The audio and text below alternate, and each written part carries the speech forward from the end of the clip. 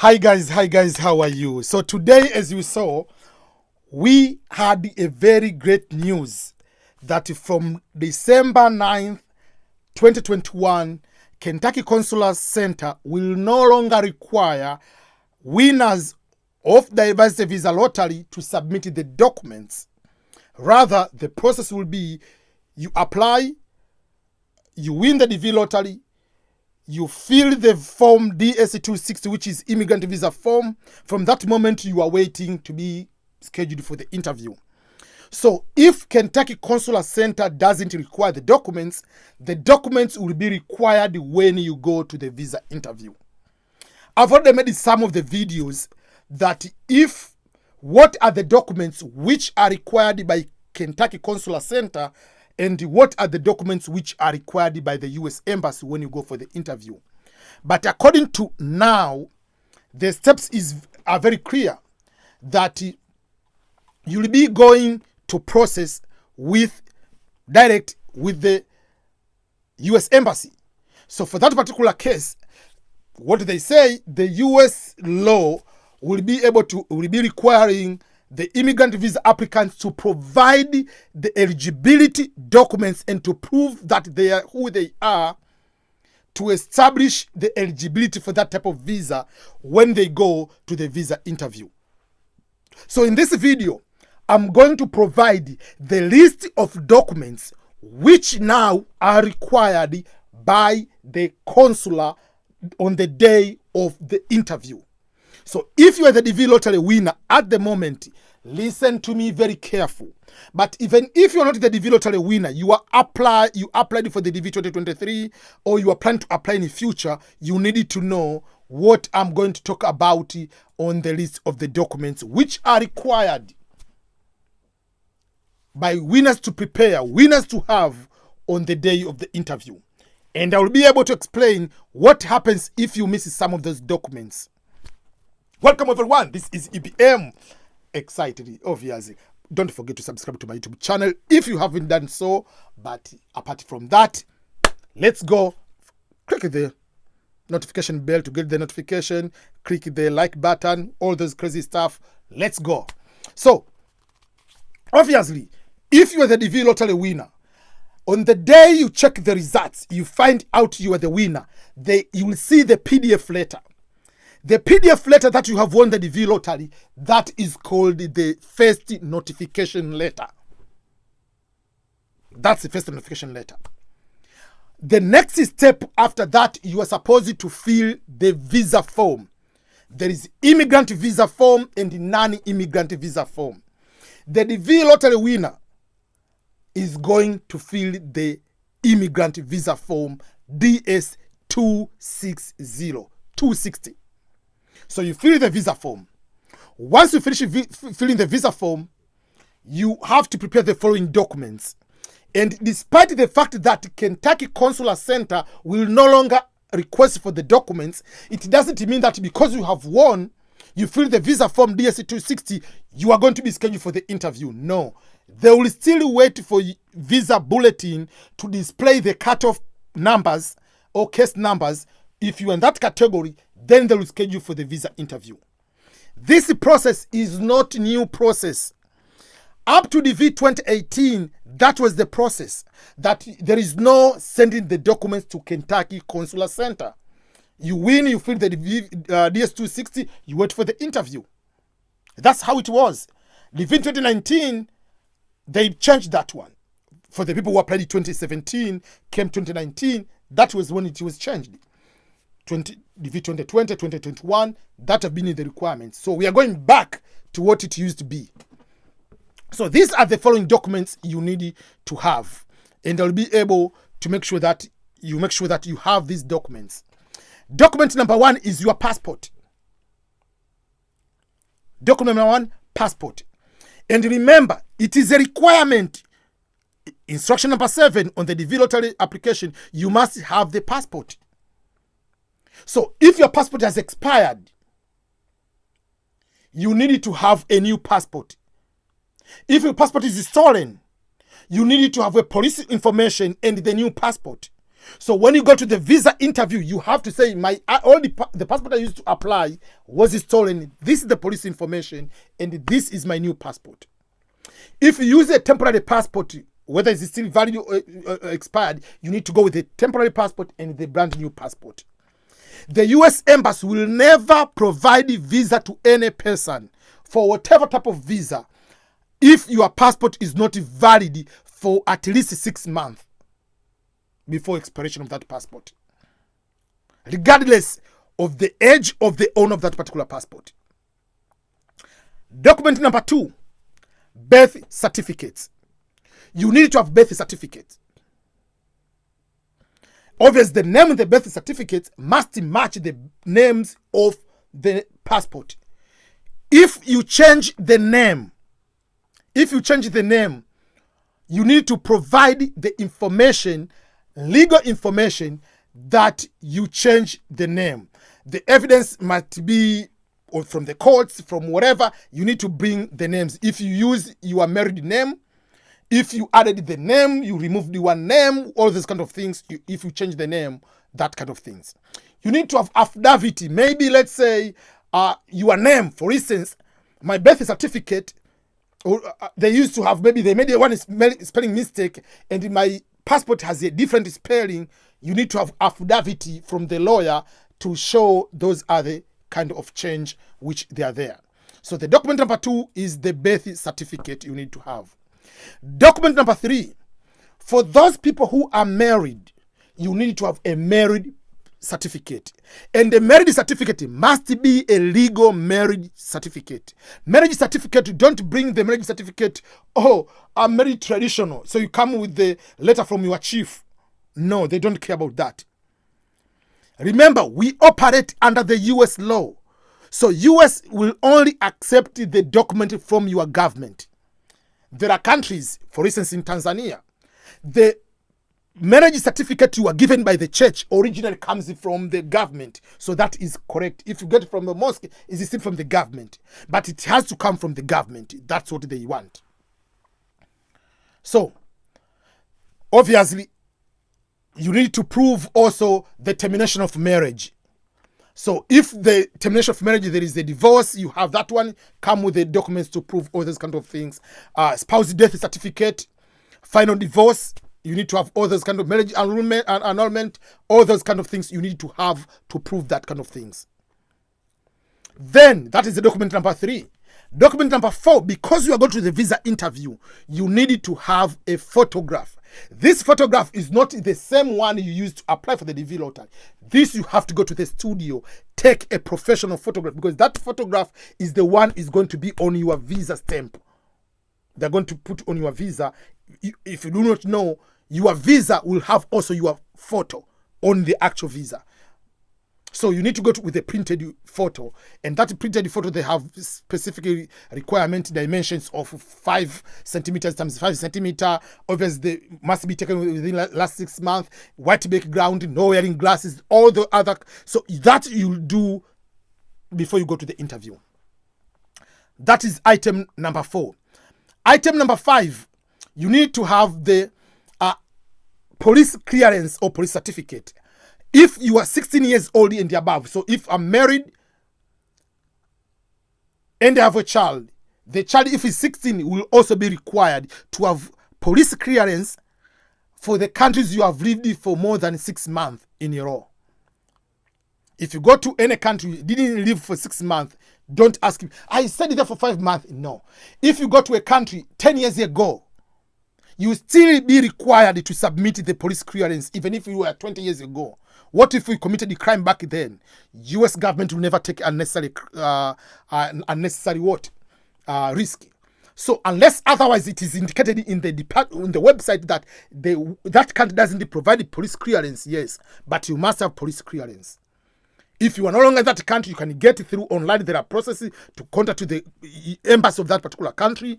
There are processes on how you can get from the police of that particular ministry in that particular country. Or if to travel, you must have the police clearance or police certificate.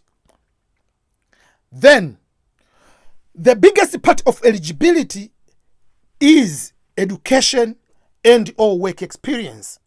So for that particular case, you need to show the proof of the education or work experience. So I'm going back. Number 1, you need to have passport. Number 2, birth certificate. Number 3, marriage certificate. Number 4, photograph.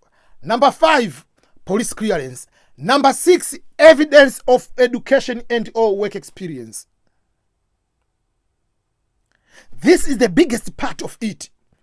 99% of people who denied the visa, they denied the visa because of that requirement.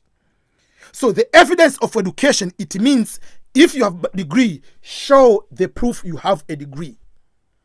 Show the transcript. Show the certificate of finishing education. Remember, the minimum is high school. They don't care the grades. The requirement, according to the instructions, is high school education.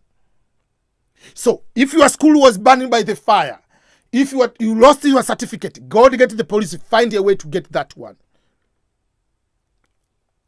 If you don't have the qualifying education, you don't have the education, you need to have a qualifying of 2 years of work experience. By work experience, we don't care whether it's paid or unpaid.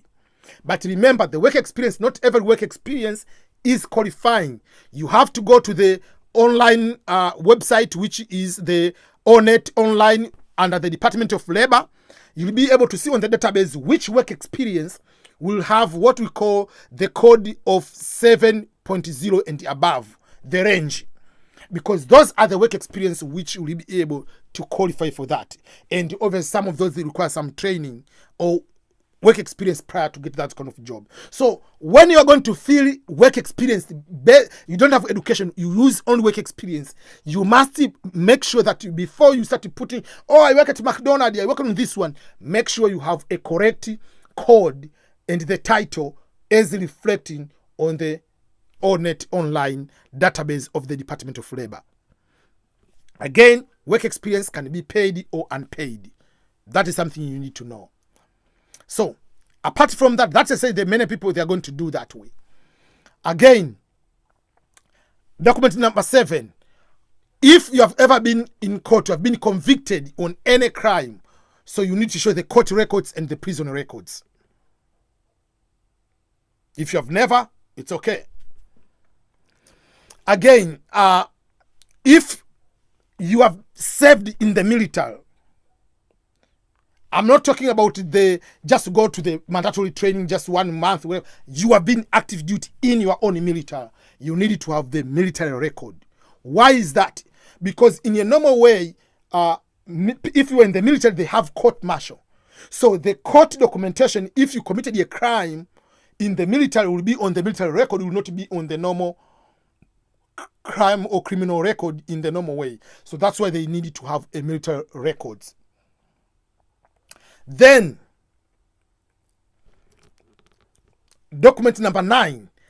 If you have been deported, you have been to United States before, you have been deported, you need to have the deportation papers. Remember, this deportation requirement doesn't apply to other countries, because one of the questions, I was in Italy, I was deported, or I'm in South Africa, I've overstayed. They don't care about other countries. They want if you have extended your time in the United States. So if you have never been to the United States, you have never been deported then. So that is something you need to know. And another important thing, all these documents must be original. Don't go with the photocopy of your birth certificate. They want original documents. They want original documents. They want passport original. They want the police clearance original, not photocopies. On the day of the visa interview, they'll look at them. They will give you back all your original documents. They're not going to take them, but you must go with the original.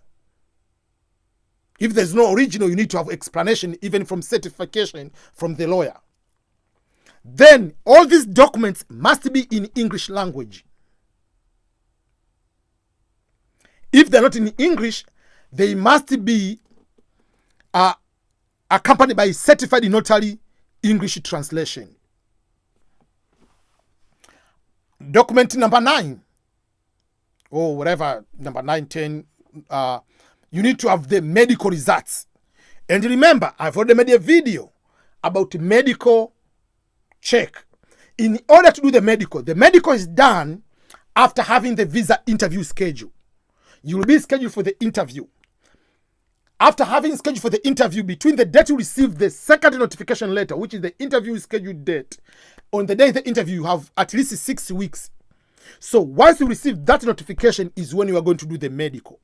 But again, from October 1st, 2021, President Joe Biden released the new executive order that everyone who is going to be given a green card must have the COVID vaccine. So you'll never be able to be doing the medical, approved by the medical, if you don't have the COVID vaccine, unless otherwise you meet the waiver requirements. Let's say if it's a child and in that country there is no vaccine specific for the children or whatever, but you must have the COVID-19 vaccine. So when you do the medical, it will be done. After that, you'll have the doctor can give you, it's not any doctor, it's the doctor assigned by the Department of State or US Embassy in your country. They'll give you a sealed documents. Don't open. Some of the medical in countries, they send it themselves, but some they give you. So you have, when it's sealed, don't open. If you open, you have been denied the visa. And the last item you need to have is $330. That is a non-refundable visa fee. You need to have that money in cash in many places. Some of the embassies might take it by debit card or credit card, but the majority of the embassies want to have cash, $330 US, and is non-refundable. This one doesn't matter whether you are a child, whether you are adult, whatever age you are, the fee doesn't change. Whether you are 1 day old, whether you are 100 years old, the visa fee for the immigrant visa is $330. So those are the things you need to have on the day you are going for the interview on the US Embassy. Those are the documents you need to have. So now you are not allowed to send any documents to the consular. To the KCC, Kentucky Consular Center. You send the documents, you go with the documents on the day of the interview. So sometimes people do not know about these documents. Usually, you are not going to be punished, different from non-immigrant visa. If you go to the visa interview, like a student, they will deny you the visa if you didn't bring certain documents. But according to the instruction, and even it is written on the website of the Department of State, is this way. For the DV lottery winners or immigrant visa in general, failure to provide all required supporting documents to the embassy or consulate will prevent applicants from establishing their eligibility for that particular type of visa. That will result into the refusal of the visa application. However, this type of refusal for that type of visa, for the lack of documentation, I'm not saying refusal because you didn't meet eligibility of education or work experience. I'm talking if you have been refused for the lack of documents, can be overcome. You can overcome that one by providing any missing documents to the consular section. But according to the Department of State, they say we encourage people or applicants to make sure that they are well prepared and demonstrate all the documents to prove their eligibility at the time of the visa interview by providing all the required documents. So don't wait until you go there. They refuse you. They say you are missing document 1, 2, 3, 4, and then they'll give you time to go and to bring it.